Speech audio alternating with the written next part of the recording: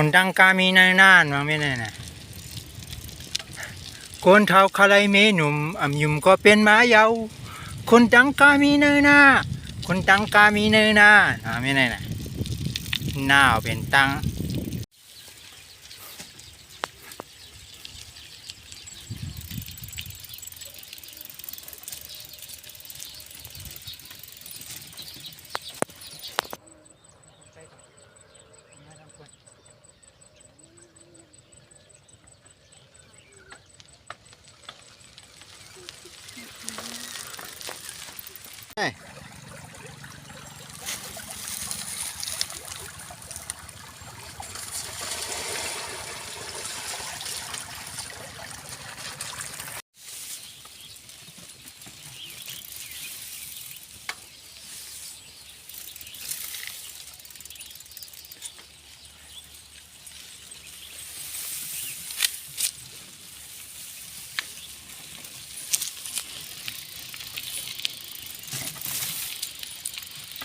เขาเนี่ยออกข้าวโพดเขาเนาะ